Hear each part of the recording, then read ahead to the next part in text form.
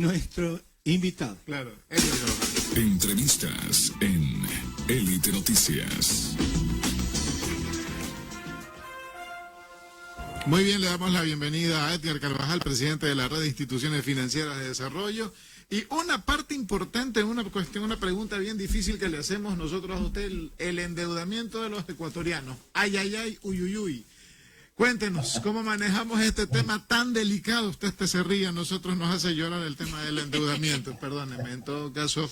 A ver, ¿cuánto es que debemos? ¿De a cuánto nos toca cada uno? Buenos días, bienvenido. Muy buenos días. Es la forma tan coloquial con la que empieza el diálogo. Les agradezco por esta oportunidad a Radio Élite y también a sus radioescuchas. Uh-huh. El tema de la deuda individual es la que es producto de un análisis en nuestro último estudio, tomando en cuenta el microcrédito, el consumo, el crédito de consumo y también el crédito para vivienda. Así que hemos hecho esta revisión añadiendo también el elemento de crédito que significa la utilización de tarjetas de crédito. Entonces, lo que tenemos en primera instancia es un crecimiento significativo, un crecimiento sostenido de estos créditos, de estas carteras en las instituciones microfinancieras. Cuando hablo de instituciones microfinancieras estoy mencionando bancos, cooperativas y ONGs microfinancieras también. Entonces lo que tenemos es un crecimiento importante en el microcrédito concedido a los ecuatorianos, en la cartera de consumo también y evidentemente en el rubro de vivienda. Así que ese es el estudio que en principio hemos llevado a cabo y a partir de eso tenemos algunas conclusiones que compartir con ustedes. Edgar, ¿en qué nivel está realmente el hecho de que los ecuatorianos no han podido pagar sus créditos? Si bien es verdad que la gente espera que le den un crédito para poder emprender algo, pues así sea comprarse un vehículo para poder obtener dinero a través de él, pero ¿cómo está la situación financiera de las personas? Porque por la crisis, porque han perdido los trabajos o porque si han vuelto a obtener quizás algún trabajo ya no pagan lo mismo.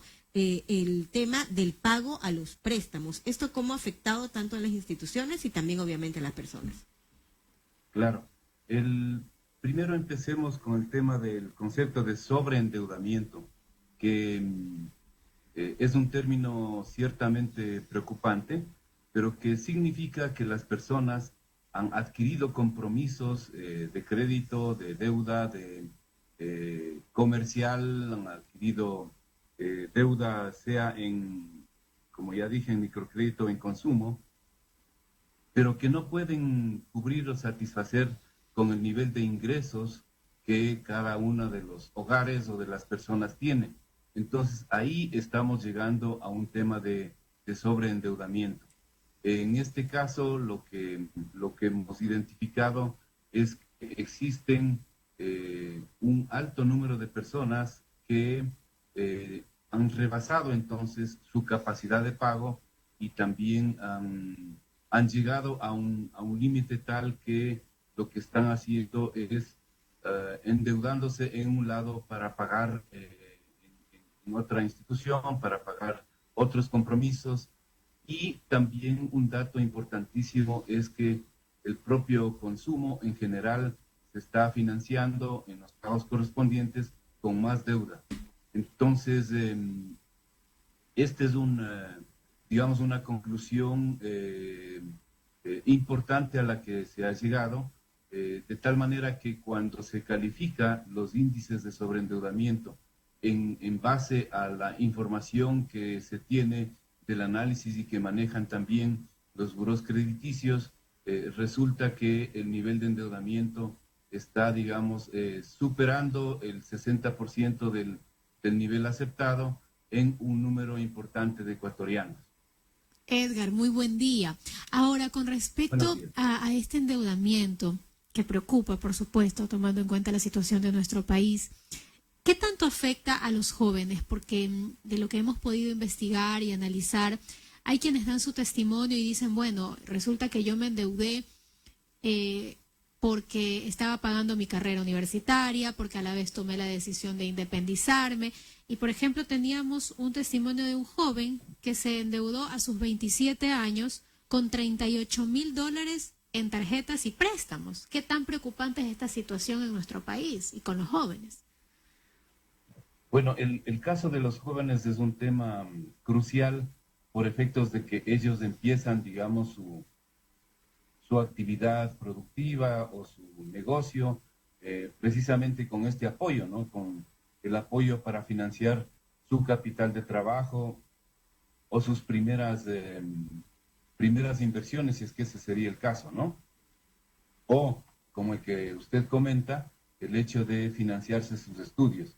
Entonces, en los jóvenes, esta es una realidad, pero tenemos que expandir este tema, esta temática del sobreendeudamiento, expandir a los otros grupos, ¿no? Es decir, las personas que normalmente están a cargo de una microempresa que ya está operando, o son mujeres, jefas de hogar de quien depende precisamente el bienestar del hogar, el tener los recursos necesarios para alimentación, salud, para vivienda, para la educación, y entonces se ven obligadas estas personas a financiar todos estos aspectos con crédito o endeudándose, debido a que el nivel de ingresos no es suficiente o no tienen trabajo, o definitivamente el rendimiento, la utilidad, el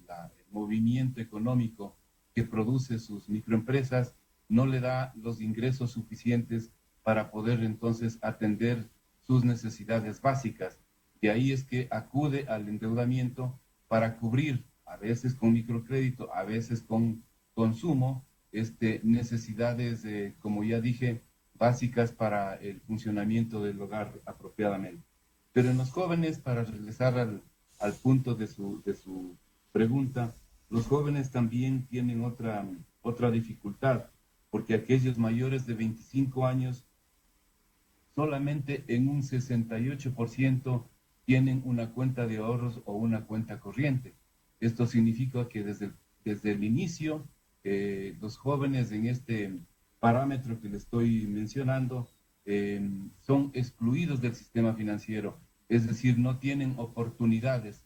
A diferencia del ejemplo que me está proponiendo, este joven, al menos lo pongamos así, no es el caso ideal, no es lo mejor, pero al menos él tuvo acceso a crédito, porque de ahí solo el 68% tienen una cuenta corriente o una de ahorros en los jóvenes de más de 25 años, y menos aún aquellos jóvenes entre 15 y 24 años solamente tienen acceso al sistema financiero en un 55%. Claro. Edgar, ¿quiere decir que no tenemos en nuestro país una cultura de ahorro, tal vez? Porque antes sí, los padres tal vez sí recomendaban a sus hijos desde muy pequeños, pues, aunque sea manera de un juego, bueno, vamos a abrirle una pequeña cuenta de ahorros para que vaya depositando ahí el dinero que le daba la abuelita, el tío, bueno, y se iba sembrando esa semilla.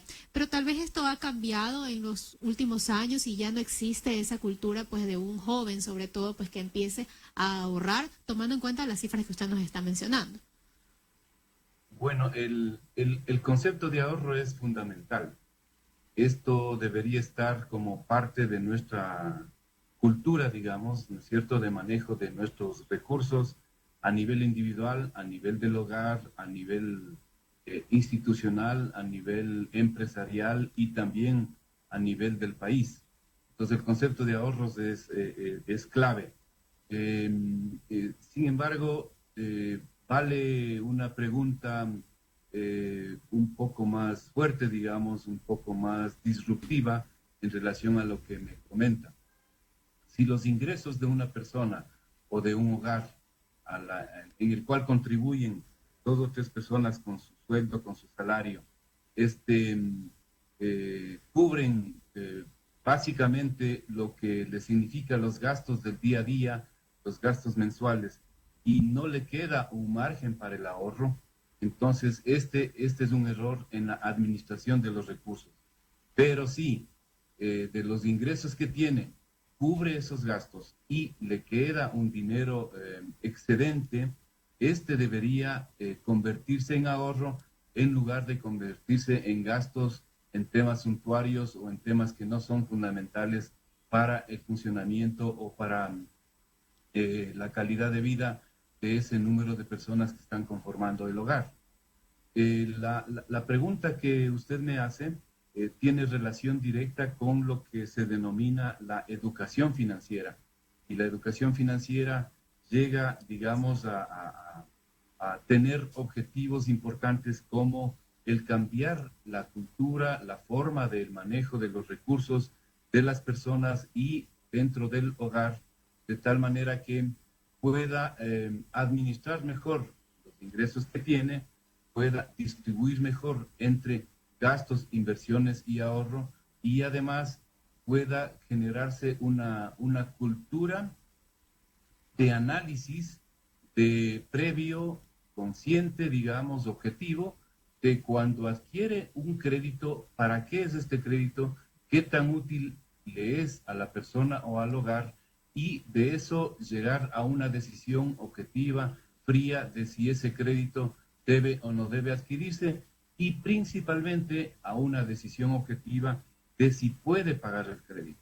Si puede pagar el crédito, también con una decisión objetiva en cuanto a los ingresos reales que tiene el día de hoy y también a los ingresos reales que pueda tener en el futuro inmediato, de tal manera que haga un compromiso que sí pueda cubrir, sí pueda alcanzar a reunir, digamos, como usted menciona, los recursos necesarios para cumplir con sus compromisos.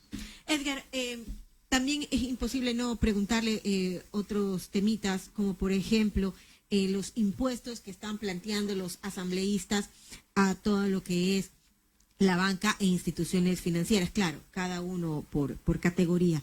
Pero el tema es que también ya se ha salido a decir que en caso de haber más impuestos para la banca, habrían ecuatorianos que no podrían acceder a los créditos porque estarían un poco limitados.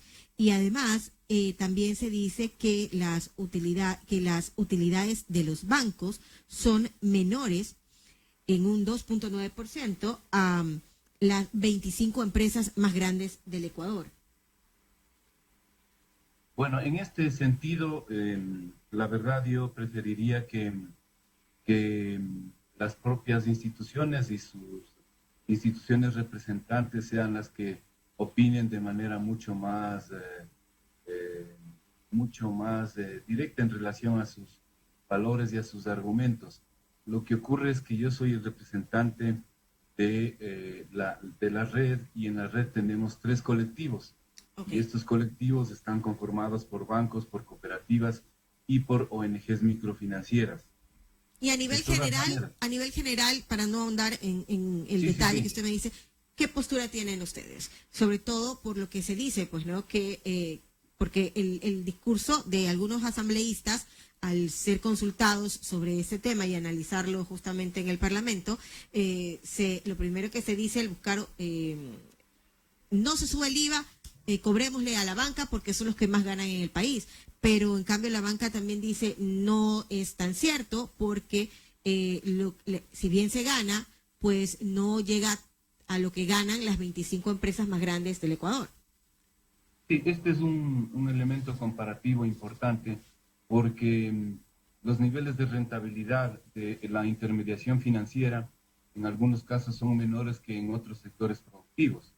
Entonces, este es un elemento a considerar porque definitivamente, si pensamos en impuestos que puedan generar los ingresos emergentes, urgentes que necesita el gobierno, seguramente hay formas en las que se podría lograr mayores recursos al cobrar estos impuestos que directamente con la banca. Este es un análisis que debería hacerse comparativamente entre los sectores productivos. Pero la afectación, en verdad, si es que se aplican impuestos adicionales, la afectación podría ser de manera, digamos, indirecta, de manera crucial, precisamente a estos clientes a los que la banca les está prestando para que puedan hacer sus actividades económicas como microempresarios, como personas, como hogares que puedan financiar, ¿no es cierto?, sus necesidades básicas. Y en verdad, cuando el negocio de intermediación financiera pierde niveles de rentabilidad y no se puede, por lo tanto, acceder a más clientes con mayor crédito, que es un elemento dinamizador de la actividad y productividad en general, no solamente de hogares, sino de la economía en general.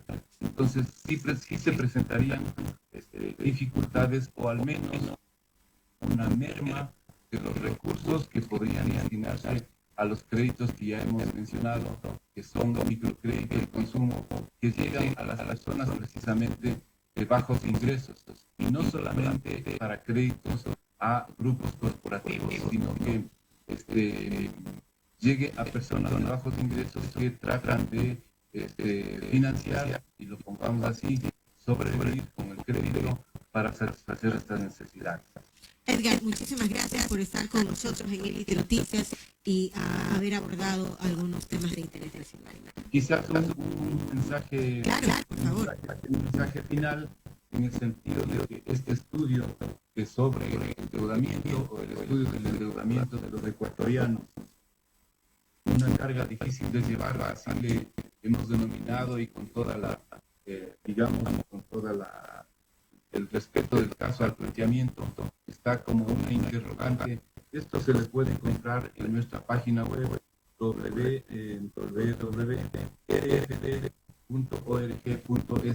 Ahí está disponible este documento para que la ciudadanía, que es lo que nos interesa fundamentalmente, pueda tener acceso. Está redactado precisamente como un lenguaje coloquial para que sea de comprensión de la mayoría de los ecuatorianos. Edgar, muchísimas gracias, siempre bienvenido. Estuvo con nosotros Edgar Carvajal, presidente de la Red de Instituciones Financieras de Desarrollo. Así que ya saben, si usted quiere saber más de este informe, ingrese a www.rfd.org.es. Muchas gracias. A usted, Edgar. Nos vamos a una pausa, ¿no? Sí, vamos a un pequeño collarcito. Volvemos enseguida.